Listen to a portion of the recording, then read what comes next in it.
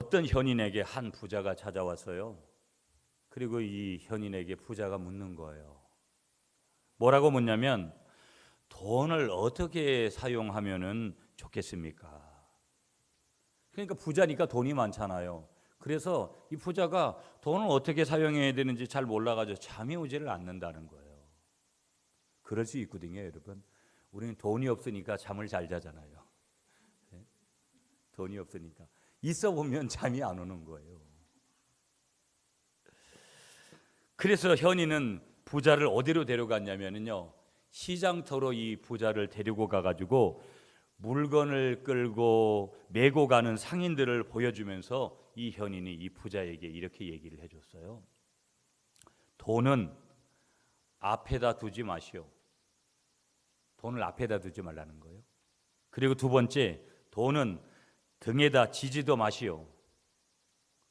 돈을 등에다 지지 말라는 거예요. 세 번째 하나를 더했습니다. 돈은 항상 옆에 두시오. 명령형으로 얘기했습니다. 현인이 이 부자에게.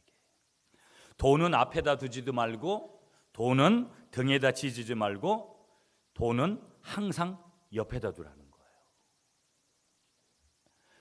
그 뜻이 뭔지를 조금 이 부자가 알아야 되잖아요. 이 현인이 가르쳐준 세 가지 뜻은 이런 거예요. 여러분, 돈을 앞에다 둔다라는 것은 배금 사상을 얘기하는 거예요. 돈을 한마디로 말하면 우상으로 삼지 말아라, 이런 뜻이에요. 두 번째, 여기 돈을 등에다 진다라는 것은 돈만 의지해서 돈의 집에다 가지 말아라, 이런 뜻을 가지고 있는 거예요. 세 번째, 마지막으로 이 현인이 부자에게 알려준 세 번째 뜻은 돈을 옆에다 두어라.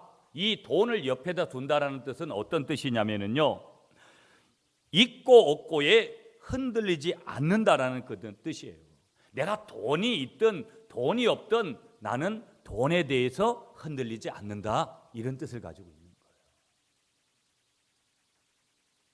여러분, 돈 그러면 액수 큰 돈이 나한테 들어오게 돼 있다 그러면 흔들리시죠, 여러분? 네, 맞습니다. 그게 맞는 말이에요. 맞죠, 누구든지. 저도 돈이 필요하거든요. 그런데 보세요, 여러분. 예수님께서요, 정말 친히 말씀하시기를, 성경에 뭐라고 말씀하셨냐면, 우리가 함께 따라했잖아요. 하나님과 재물을 겸하여 섬길 수 없느니라, 예수님께서 그렇게 말씀하셨어요. 그러니까 두 가지를 다 주면 좋겠는데, 무슨 말씀이냐면 두 가지를 다 주면 인간은 망하게끔 돼 있다라는 거예요. 여기서 다 준다라는 것은 돈이 필요하죠. 근데 문제는 뭐냐면 거기에 얽매이는 것을 얘기하는 거예요. 그것을 따라가는 것을 얘기하는 것이죠. 여러분, 우리 성경에도 보면 이 재물이라는 말이 이렇게 나와 있지만, 이 단어가 원문으로 해석을 하면, 더 정확한 원문의 해석은 뭐냐면 이건 재물이 아니라 다른 말로 표현하면 만몬이에요. 만몬이라는 것은 우상 신을 얘기하는 거거든요. 그러니까 돈 귀신을 얘기하는 거예요. 성경에서 말하는 이 재물이라는 원래의 뜻은요, 바로 만몬, 우상신, 돈 귀신을 얘기하는 거라는 거예요.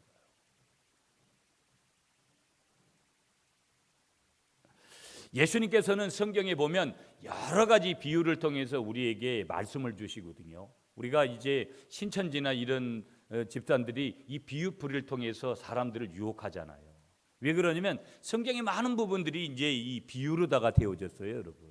그런데 예수님의 대표적인 비유를 약 몇 가지로 분류할 수 있냐면 37가지를 분류할 수 있는데요. 이 37가지 비유 가운데 17가지 비유가 뭐에 대한 비유냐면 재물에 대한 비유를 말씀하세요.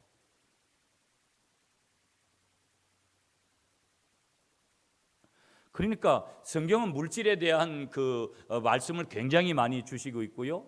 어떻게 보면 우리가 일반적으로 알고 있는 믿음이다, 뭐 예배다, 이런 단어들보다도 10배나 많은 그런 분량을 성경은 이 재물에 대해서 말씀하고 있어요. 그리고 하나님은 반드시 믿는 자들에게 뭐냐면 물질의 축복을 주시고, 물질의 축복을 받는 것이 결코 죄악이 아니고 그것은 축복이라고 성경은 우리에게 말씀하시는 거예요. 세상 사람들은 부자 되십시오 이렇게 말하지만 우리는 좀 그렇게 말할 수는 없는 거죠. 왜 그러냐면 그 부자가 되는 조건은 내가 스스로 만드는 것이 아니라 하나님이 축복으로 주시는 거기 때문에. 그러니까 우리는 좀 더 구체적으로 말하면 하나님이 주시는 물질의 축복을 받으십시오 이렇게 말하는 것이 더 정확할 수 있겠죠. 어떤 것이 정확하든지 간에 성경은 물질에 대한 부분들을 그렇게 많이 말씀하고 있더라는 거예요. 여러분, 이 물질이라는 개념을 우리가 조금 더 감각적으로 우리 피부적으로 나와 있는 닿게끔 하는 단어로다가 돈이라는 단어가 더 한 단어로 정확하잖아요. 이 돈이라는 거. 그런데 보세요. 돈이라는 것은요, 버는 문제도 얼마나 중요한지 몰라요. 돈 벌기가 그렇게 쉽지 않잖아요, 여러분.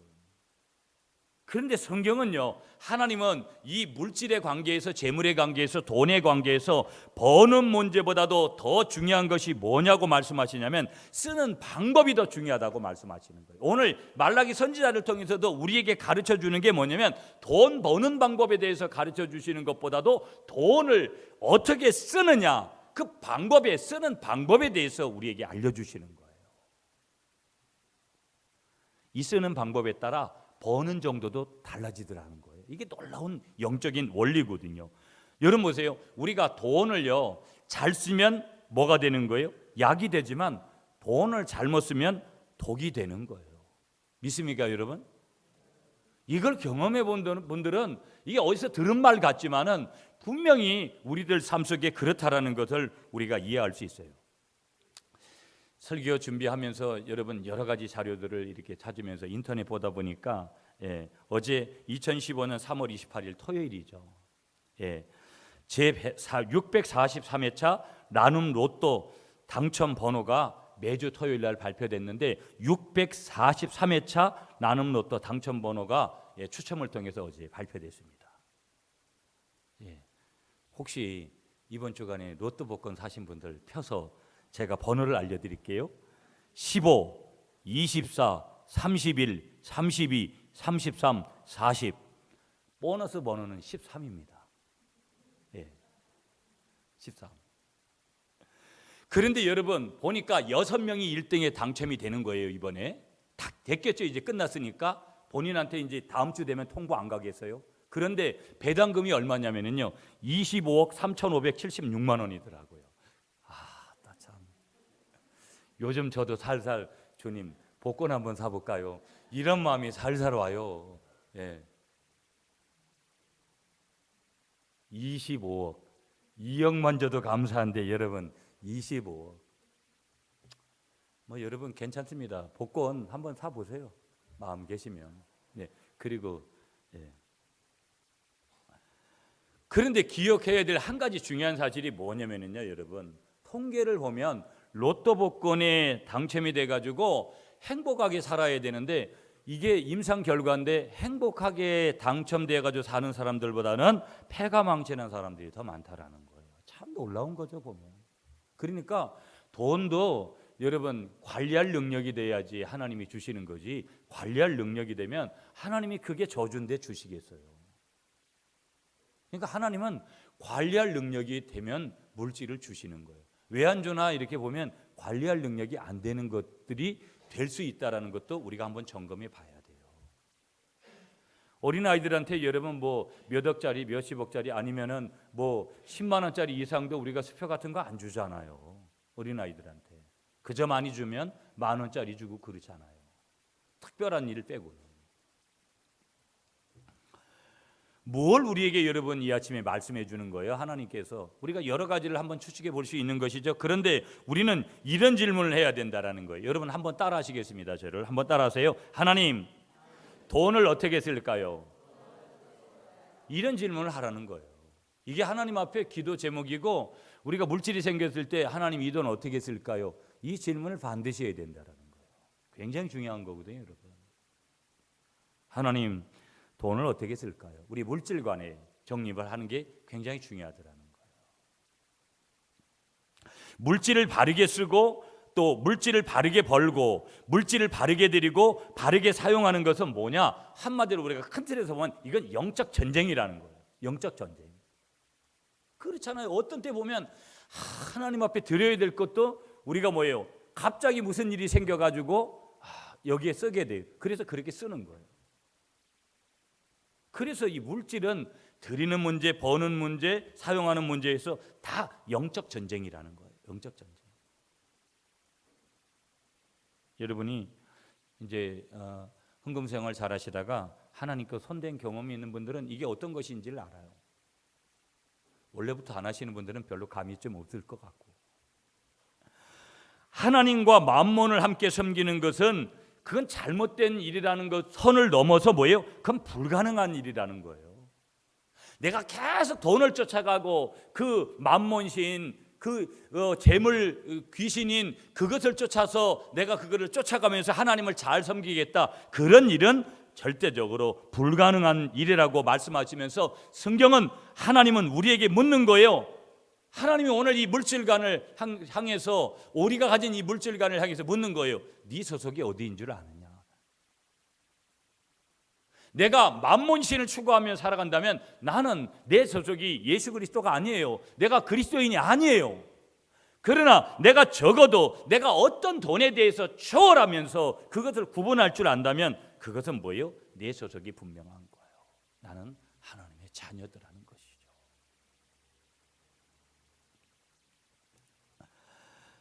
내 보물이 있는 곳에 내 마음도 있다, 주님께서 말씀하세요. 돈을 어디에 쓰냐 하는 것을 보면 그 사람의 신앙 수준도 알 수 있고요, 그 사람의 인격 수준도 알 수 있고요, 그 사람의 모든 면면을 갖다가 우리가 잘 볼 수 있는 것이죠. 돈을 어떻게 쓰느냐 하는 것을 보면 그것이 어떤 때는 천국이 될 수 있고 어떤 때는 지옥이 될 수 있고요, 돈을 어떻게 쓰느냐를 보면은 하늘 백성이냐, 저 사람이 땅의 백성이냐, 저 사람이 영의 사람이냐, 저 사람이 육의 사람이냐, 그것을 우리가 부분적으로 깨닫게 되더라는 거예요. 하나님께서 여러분 창조주 하나님이 되시는데, 하나님께서 6일 동안 여러 가지를 창조하시잖아요. 그런데 인간을 위해서 에덴 동산을 만드시고, 하나님께서 늘 끊임없이 그 인간과 함께 친밀한 관계를 가지시면서 그렇게 영원한 삶을 살도록, 그땐 죽음이 없었어요. 그런데 하나님께서 하나님과 인간을 구별하기 위하여서 한 가지 원칙을 세우시는데, 에덴 동산이 그게 뭐냐면 선악과를 따먹지 말라고 말씀하시는 거예요. 선악을 알게 하는 나무의 열매는 절대 먹지 말아라. 그런데 그 먹지 말라고 한 선악과를 결국은 우리가 아는 대로 아담과 하와 이 부부가 따먹게 되어지잖아요.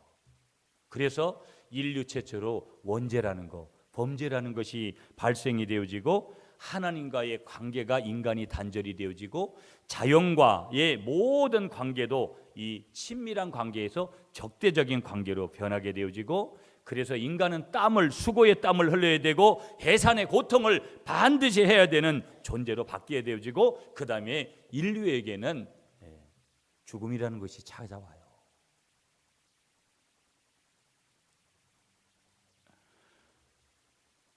그런데 우리는 오늘 이런 질문을 해야 돼요. 여러분 설교했던 내용들이에요. 여러분 항상 우리가 어떤 질문을 해야 되냐면, 에덴 동산의 이 아담과 하와만이 선악과를 먹었느냐라는 거예요. 그렇지 않다라는 거예요. 우리가 이걸 기억해야 돼요. 에덴 동산에서 아담과 하와에게만 증거되어지는 그런 죄라면 우리하고는 아무 상관이 없는 거예요.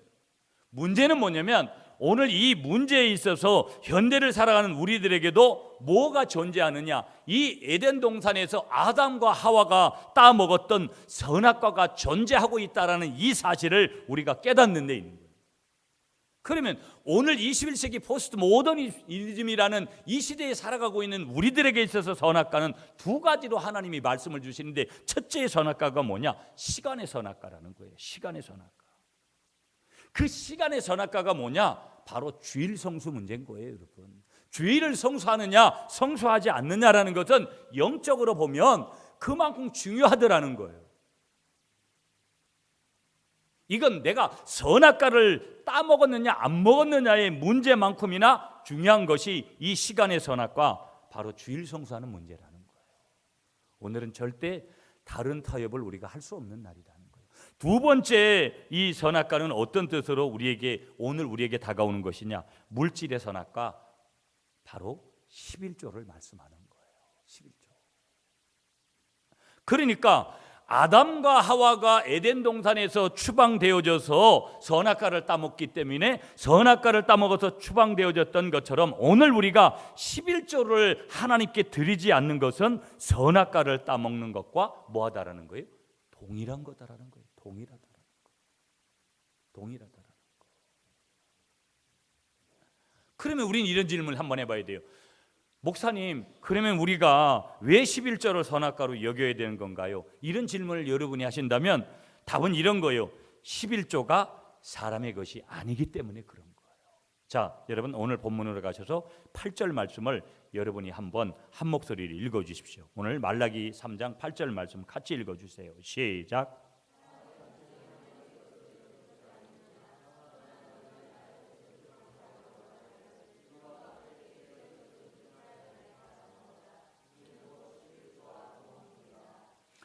여러분 늘 11조에 관련되는 본문이 여기밖에 없습니까? 저는 항상 여기 본문을 하거든요. 반복이 중요한 거예요. 제일 중요한 본문에서 말씀하는 것을 11조로 대표하는 제일 중요한 본문을 보는 게 가장 중요하거든요. 성경 신구약 성경에 여러 곳에서 말씀하시죠. 신앙교육도 반복교육이 참 중요한 거거든요. 여러분 한 번 들어가지고 내가 은혜가 될 때가 있지만 은혜가 안 될 때도 있고 여러 가지가 우리에게 다가올 때가 있는 거거든요. 그러면 여러분 하나님의 것과 내 것을 구별하지 못하고 살아가는 사람들이 이 문제에서는 너무 많더라는 거예요. 하나님의 것과 내 것을 구별하지 못하면서 살아가는 사람들.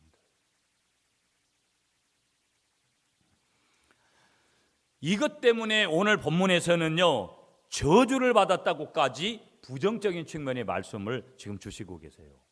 참 무서운 말씀이죠, 여러분 보면. 그러면 우리는 이런 질문을 해봐야 되는 거예요. 정말 우리 자신들을 좀 뒤돌아보면서 우리가 돈 욕심내면서 살아온 경험들이 참 많잖아요. 예수 없으면 그건 당연한 거예요, 여러분. 예수 있어도 우리가 얼마든지 그럴 수 있는데 인간인 이상은 돈에 대해서 우리가 그런 마음을 품지 않았던 사람은 이 세상에 아무도 없는데 우리 하나님께서 오늘 말씀을 주시면서 우리에게 깨닫도록 하시는 말씀은 뭐냐? 우리 신앙인들에게 예수님께서는 우리의 이 호주머니를 예수님께서 직접 다스리기 전까지는 우리는 온전한 그리스도인이 될 수 없더라는 거예요. 아멘이세요, 여러분? 예수님 그분께서 나의 호주머니를 관리해 주시지 않는다면 결국은 내가 온전한 그리스도인이 될 수 없다. 그러므로 여러분 우리가 이제 예수를 지금 믿으려고 하시고 다음 주에 이제 세례 받고 교회 열심히 다녀봐야지. 근데 지금 교회 열심히 한번 다녀보려고 했는데 오늘 또 해필 왜 돈 얘기를 할까 목사님이. 여러분 그런 분도 계실 수가 있어요. 그러나 여러분 여기엔 중요한 비밀이 있거든요. 내가 예수를 믿었습니다. 그러면 신앙생활 첫걸음으로 하면서요, 이 그리스도인의 5대 확신이 참 중요해요. 내가 구원받은 걸 확신합니다. 내가 사죄받은 거 확신합니다. 내가 기도응답 받는 거 확신합니다. 예수님께서 나를 인도하시는 거 확신합니다. 내가 어디를 갔는지 우리 하나님께서 승리하게 하시는 거 확신합니다. 그 그리스도인의 5대 확신인데요, 이 확신이 우리 속에 들어오고 나면 우리는 그 다음에 반드시 뭐냐면 우리가 아까 주일 성수가 우리가 주일 성수 잘못하게 되면 선악과 따먹는 거하고 동일하다 그랬잖아요. 그러니까 이 주일 성수 중요하거든요. 주일 성수라는 것은 예배잖아요. 우리가 그리스도인의 5대 확신을 확신하고 나아갔다면 우리는 그 다음에 어떻게 생활을 이어가야 되냐면 예배 생활이 되어지고 그 다음에 그 예배 생활과 더불어 우리가 빨리 우리가 배워야 되는 게 뭐냐면요, 하나님 앞에 예물을 드리는 것. 그 예물 중에서도 가장 중요한 게 뭐냐면 11조 생활을 배우는 거예요. 왠지 아세요? 돈 문제, 우리가 매일 골머리 앓고 매일 쫓아가려고 하는 이 돈 문제를 해결한 것이기 때문에 그게 신앙이 훨씬 속도를 내고 성숙의 단계로, 성장의 단계로 나아가는데 그것이 굉장히 중요한 작용을 하기 때문이에요.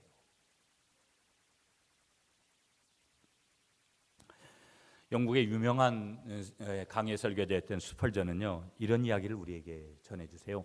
돈주머니를 회개하기 전까지는 진정한 회개가 아니다.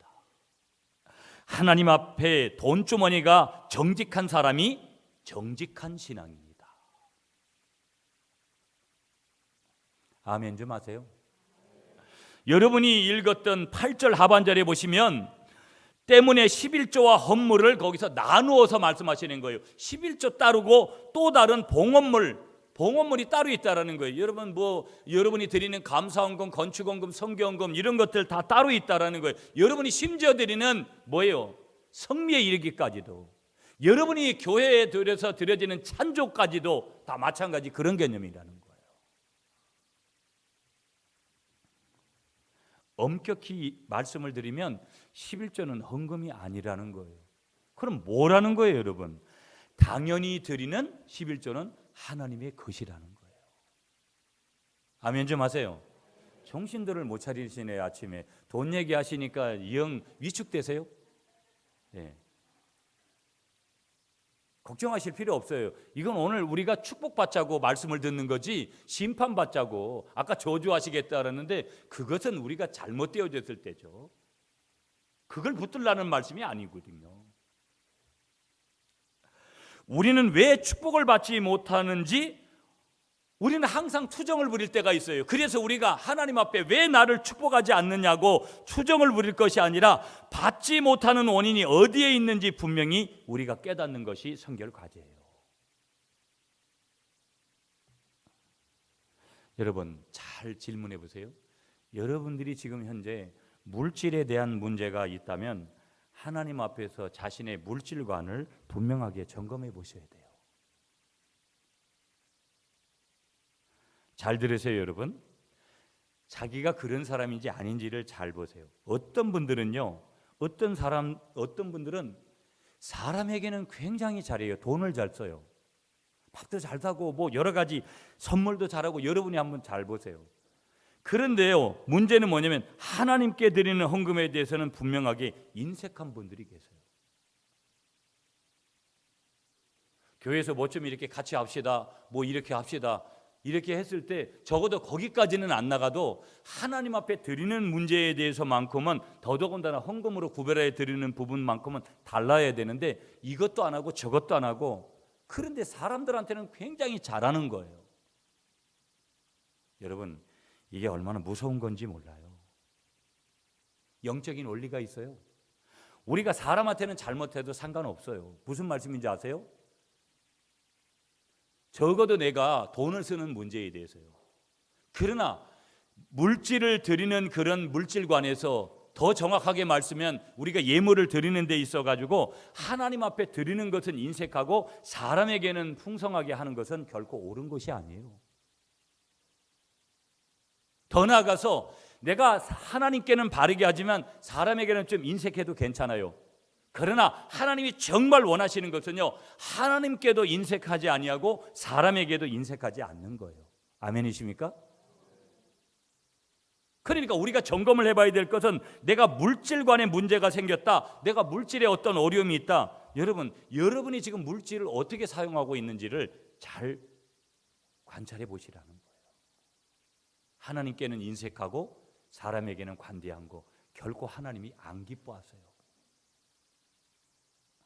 자, 그러면 우리가 이렇게 계속 우리가 한번 볼 수 있는데 기억해야 될 사실이 뭐냐?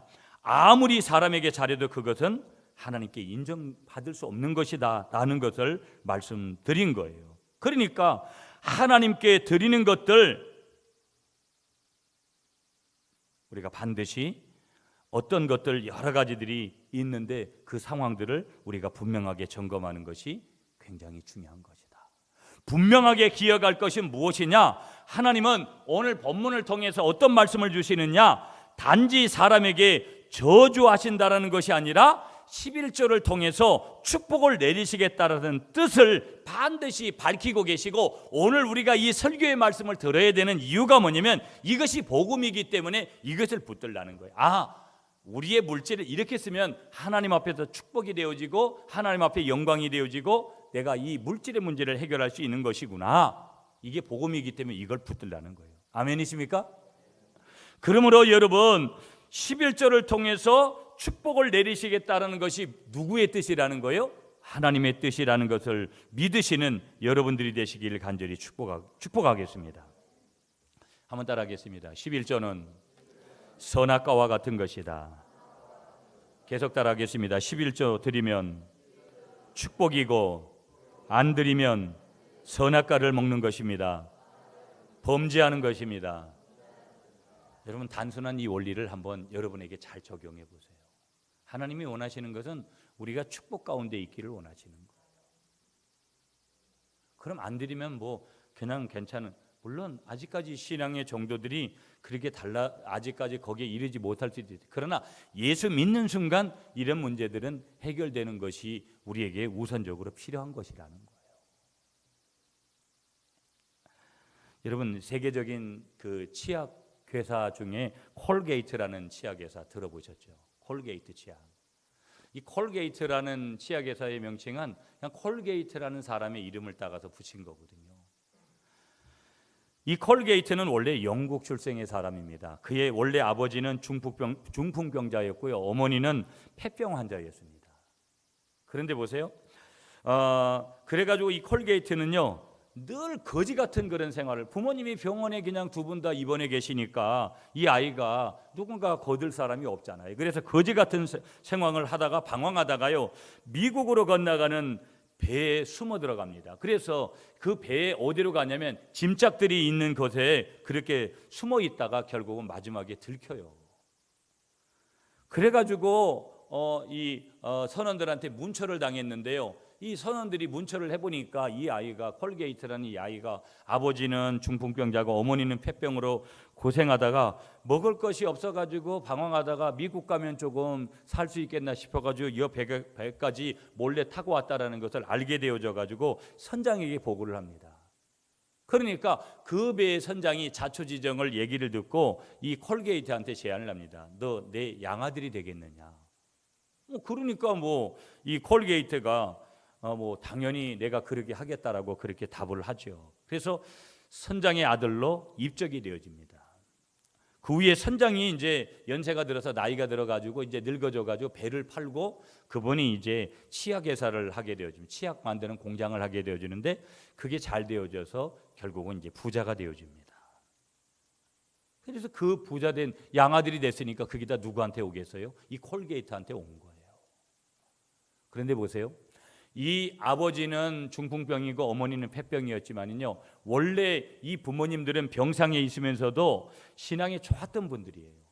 그래가지고 이 콜게이트를 어려서부터 11조 하는 법을 갖다가 어렸을 때부터 가르쳐 준 거예요. 그래가지고 오른쪽 포켓, 오른쪽 주머니는 바로 11조하고 왼쪽 주머니는 그 수익금을 잘 저금하도록 그렇게 만든 거예요.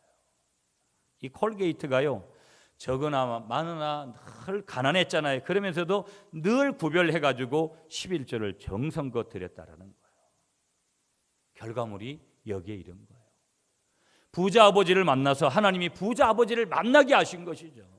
그렇게 하셔서 콜게이트 그 회사의 하루 수입이 어떤 거냐면요, 4명의 장정이 금으로 이렇게 만들어 가지고 지고 가도 남을 정도 하루 수입이 그런 회사로 바뀌어졌다라는 거예요. 한번 따라하겠습니다. 11조는 하나님의 것으로 구별하여 바치는 것이기 때문입니다. 콜게이트가 그랬다라는 거예요. 그렇다면 우리는 이런 질문을 한번 해봐야 돼요. 부담스럽지만 하나님은 왜 우리에게 이런 물질, 우리가 생활도 어렵고 여러 가지 그런데 하나님께서 11조를 원하십니까? 두 가지인 거예요. 하나님이 원하시는 이유는, 첫째는 뭐냐면 바로 물질 세계의 주인이 하나님이시다. 물질보다 모든 내가 보이는 것들보다도 이 보이는 것의 모든 것들이 다 주관자는 하나님이시다. 그것을 우리가 인정하기를 원하시는 거고요. 두 번째는 뭐냐면 하나님과의 관계, 물질보다도 우리의 믿음을 보이는 것, 내가 눈에 보이는 것보다도 내 믿음을 통해서 하나님과의 관계를 바로 세우도록 하는 그런 목적이 어디에 있냐면 이 11조의 관계에 있는 거예요. 두 가지 다시 말씀드려요. 첫째는 모든 물질은 하나님의 것이다. 두 번째, 내가 믿음이 있다면 그 하나님과의 관계를 그 물질을 통해서 보여라. 그 현장이 어디라는 거예요? 11조를 드리는 현장이라는 거예요. 자, 그러면 오늘 이스라엘 백성들에게 중요한 메시지를 주세요. 너희들이 내게로 다시 돌아오는 것이 뭐라고 말씀하시냐면 그 증거물이 뭐냐? 11조 드리는 거다. 그런 말씀을 하세요. 그러면서 오늘 우리에게도 다시 본론적인 말씀으로 드리면 그러면 11조를 어떻게 드려야 되는 것이냐? 11조를 드리는 방법에 대해서 말씀하고 있는데 오늘 본문 10절이에요. 자, 오늘 본문 10절 말씀을 다 같이 한번 읽도록 하겠습니다. 10절 시작. 만군의 여호와가 이르노라 너희의 온전한 11조를 상고해 드려 나의 집에 양식이 있게 하고 그것으로 나를 시험하여 내가 하늘 문을 열고 너희에게 복을 쌓을 곳이 없도록 붙지 아니하나 보라. 아멘. 11조를 어떻게 바쳐야 되느냐 하는 것을 여기서 말씀하고 있는데 오늘 10절에 보면 만군의 여호와가 이르노라 너희의 온전한 11조를 창고에 들여 나의 집에 양식이 있게 하라. 그게 뭐예요? 어떻게 드리라는 거예요? 우선 11조를 어떻게 드리라는 거예요? 10분의 1을 온전히 드려야 된다라는 거예요. 한번 따라하겠습니다. 11조는 온전하게 드려야 됩니다. 그러면서 하나님은 여기 무슨 전제를 다시냐면 그것으로 나를 시험하여 보라. 성경은 하나님을 절대 시험의 대상으로 말씀하시지 않고 신구약 성경의 어느 곳에서도 하나님을 시험하라고 그렇게 말씀한 곳이 없어요. 그런데 딱 한 곳 여기서만 너희들이 이 11조를 통해서 내가 그러한지 아니한지를 한번 시험해 봐라. 한 군데만 유일하게 하나님께서 하나님을 시험하도록 허용하셨는데 그것이 여기예요. 여기라는 거예요. 저 사람들은 왜 10배 2조를 하고 10에 3조를 하고 10에 4조를 하면서 살아갈까? 거기엔 이유들이 있는 거예요. 이유들이 있다라는 것이죠. 11조 어떻게 해야 된다라는 거예요? 온전하게 해야 된다. 물론 배워가는 과정에서 우리가 월정원금 하시는 분들도 있고 여러 패턴이 있어요.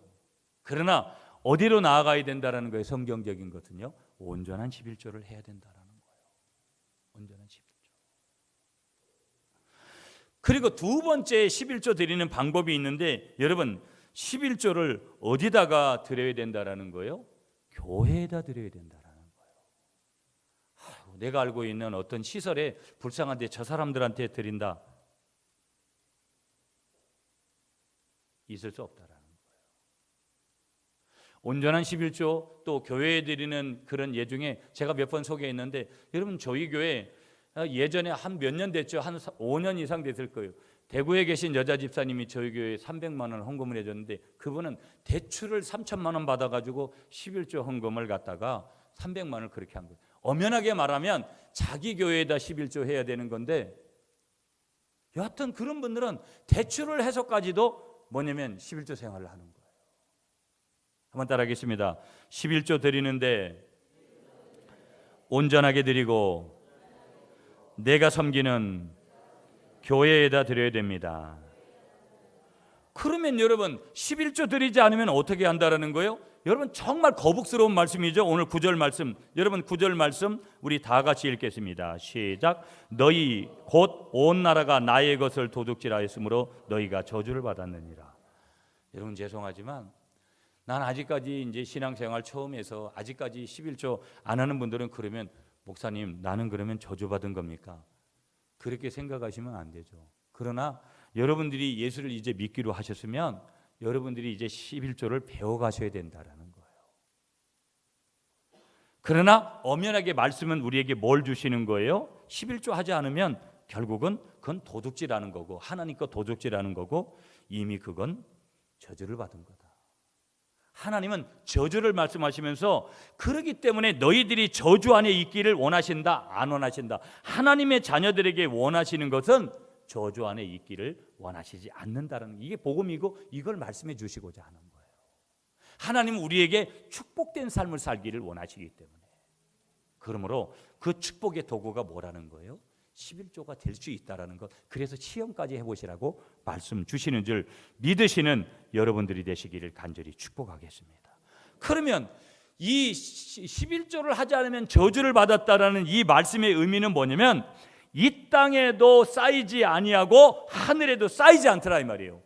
여러분이 가만히 생각하면 여러분 뭐 어느 날 갔다가 뭐 차 몰고 가는데 타이어 펑크 나가지고 뭐 거기다가 뭐 한 10만 원 갖다가 타이어 가는데 바꾸고 뭐 이렇게 저렇게 보면 내 생활에서 11조 훈련 받고 여러 가지 하는 분들 보면 그런 것들을 깨달아요. 내가 이번에 11조 한번 어떻게 했는데 이런 것들을 간증하는 분들이 있잖아요. 아무 생각 없는 분들도 있지만 다 일일이 한번 계산을 해보면 내가 생각지도 않은 곳에 많이 이렇게 새나가고 있는 거예요. 영적 원리를 적용해보면 어떤 문제가 있기 때문에 그렇다라는 거예요. 문제가 있기 때문에. 어떤 분이 11조를 결단하면서 깜짝 놀란 사실 한 가지를 발견한 거예요. 처음에 이제 11조를 뗄 때 정말 그때의 마음은 어떤가 하냐면 내 살을 도려내듯이 그렇게 아프더라는 거예요. 여러분, 내가 처음 11조 했을 때 어떤 생각 드세요? 지금도 여전히 우리는 살이 떨릴 때가 있잖아요. 이래. 네? 아니 안 그렇습니까? 살이 떨릴 때가 있는 거예요. 그런데 정말 이분이 처음 11조 할 때 여러분 한번 생각해 보세요. 진짜 살을 도려내는 것 같이 그 돈이 아까운 거예요. 그렇게. 그런데 얼마 동안 그렇게 몇 번을 했더니만 너무나도 마음의 평강이 찾아오고 기쁨이 찾아오고 기쁨으로 그렇게 드릴 수 있다는 것에 놀란 거예요. 9을 10분의 1을 드리고 10분의 9를 가지고 살아가는데 지혜가 생겨서 풍성한 것을 보고 이 분은 더 놀라게 되어졌고요. 11조를 바치는 날이 되어지면 교회에 달려가고 싶은 마음이 하나님 앞에 은혜를 받고 싶은 마음이 더 생기는 거예요. 여러분 저도 평신도 때 참 이런 마음을 많이 느꼈어요. 그래서 저는 만약에 11만 원을 내야 될 것 같으면 12만 원도 내고 뭐 이렇게 해본 적도 있고 여러 가지. 여러분 이런 감격을 가지시기 바랍니다. 오늘도 여전히 목사님이 돈 얘기하시는구나, 헌금 얘기하시는구나. 여러분 이런 측면에만 생각하면 교회 다니고 예수 믿는 것은 비참한 거예요. 오늘 비참해지라고 이 말씀을 전하는 것도 아니고 하나님을 시험하라고까지 말씀하시는 게 아니거든요. 하나님은 축복하시고자 이 말씀을 주시는 줄 믿습니다. 그러면 11조 잘하는 사람에게 주시는 축복이 뭐냐? 몇 가지만 보면서 말씀을 정리할게요. 여러분 오늘 본문 10절을 보았으니까 여기 10절 다시 한번 봐주세요. 거기 뭐라고 말씀하시냐면 10절에 쭉 말씀하시면서 내가 하늘문을 열고 너희에게 복을 쌓을 것이 없도록 붙지 아니하나 보라 이렇게 말씀하셨어요. 11조 잘하는 백성에게 주시는 첫 번째 축복이 뭐예요? 한번 따라하겠습니다. 하늘문이 열립니다. 여러분 여기 하늘문이라는 원문을 보니까 제가 찾아보니까 이런 단어를 썼어요. 아룻보토 하샤마임. 이 아룻보토 하샤마임이라는 이 단어는 어떤 뜻이냐면요, 하늘의 창문들을 여신다라는 거예요. 그러니까 그 축복의 통로가 하나가 아니라 하늘문이 아니라 복수예요. 여러 가지 문을 다 여시겠다라는 거예요. 그래서 축복을 주시겠다는 거예요. 여러분 저는 이 단어를 처음 오늘 듣겠거든요. 제가 이 원문 분석하면서 이런 거구나. 또 다르게 이 설교를 여러 번 했잖아요. 저희 교회에서 여러 번 들었지요. 제가 변경하지 않은 내용도 많아요, 설교에. 그런데 제가 이번 설교를 준비하면서는 창문을 한 개만 있는 건 줄 알았는데 창문을 여러 개를 동시적으로 열어버리시겠다라는 거예요. 야, 11조가 이런 거구나. 제게 막 이런 게 막 올라오는 게 있더라고요. 하늘문을 여시겠다라는 거예요. 두 번째 메시지가 뭐냐면요, 11절에 보세요. 11절 시작. 만군의 여호와가 이르노라 내가 너희를 위하여 메뚜기를 금하여. 아멘. 여기까지 보세요. 메뚜기를 금해 주시겠다라는 거예요. 여러분 여기 잘 드세요. 그 당시 이스라엘은 농경 사회예요. 중근동, 다시 말하면 이스라엘의 그 근동 지방에서 농부들이 가장 두려워하는 대상이 뭔지 아세요? 메뚜기로 인한 위협이에요. 여러분 예전에 메뚜기가 뭐 어느 지역에 나타나가지고 뭐 어디를 완전히 뭐 초토화시켜 버렸다 이런 얘기 한번 들으면 있잖아요. 메뚜기 이런 게 무섭습니다, 여러분. 메뚜기 떼가 한번 지나가 버리면 농사지은 거 완전히 초토화시켜 버리는 거예요. 그러니까 근동 지방의 농부들은요, 메뚜기 떼가 쉽게 많이 이렇게 그 당시에는 치료를 많이 했나 봐요. 그 메뚜기 떼의 위협을 갖다가 가장 농사 망치는 거예요. 농사 접은 분들은요, 한 해 농사 뭐 봄에 잘 났어요. 씨앗 잘라고 여름까지 잘 지났어요. 가을에 다 떨어버리잖아요. 가을에 태풍 와가지고. 그게 얼마나 열받게 하는 거 아시죠? 이거 없애주겠다는 거예요, 하나님. 세 번째 메시지 11절 하반절이 이렇게 말씀하세요. 기한 전에 떨어지지 않게 해주시겠다. 그런데 여기 기한 전에 떨어지지 않는다라는 것은 여러분 이런 의미예요. 산모가 임신했을 때의 얘기라는 거예요. 그러니까 태아가 유산되거나 낙태되는 거 이런 걸 막아주는 거예요. 여러분 우리가 유산을 해보고 낙태를 경험한 분들은요, 여러분 이게 얼마나, 그래서 자녀를 얻지 못한 분들은요 이게 얼마나 귀한 건지를 알아요. 매일 쑥쑥에 잘났던 분들은 별로 의미가 없어도 이걸 해주시겠다라는 거예요. 그리고 12절에 보시면 땅이 아름다워진다. 이 12절에서 말씀하고 있는 땅이 아름다워진다는 것은 뭐냐면 그냥 이스라엘의 땅이 회복되어져서 주변에 있는 사람들 막 소문이 나는 거예요. 저 사람은 이렇게 해가지고 이렇게 돼가지고 이렇게 잘 됐대. 이런 소문이 나게 하더라는 거예요. 그러면서 12절 하반절에 열방이 복되게 하고 쭉 이런 말씀을 여러분이 이 말라기 3장 쭉 내용들을 이렇게 보시면 여러 가지 축복을 말씀하시는 거예요. 말씀을 정리할게요, 여러분. 결론을 이렇게 맺을게요.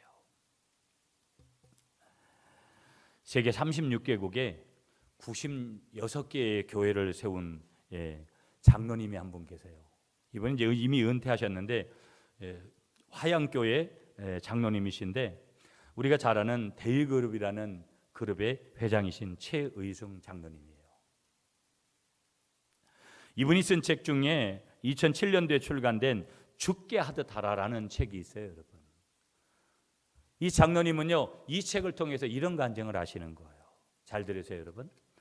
나의 성공 비결은 11조와 헌금이었다. 나의 성공 비결은 11조와 헌금이었다. 전도서 11장 1절에 너는 내 식물을 물 위에 던져라. 여러 날 후에 도로 찾으리라. 주님의 음성을 들으시는 여러분이 되시기를 간절히 축복하겠습니다.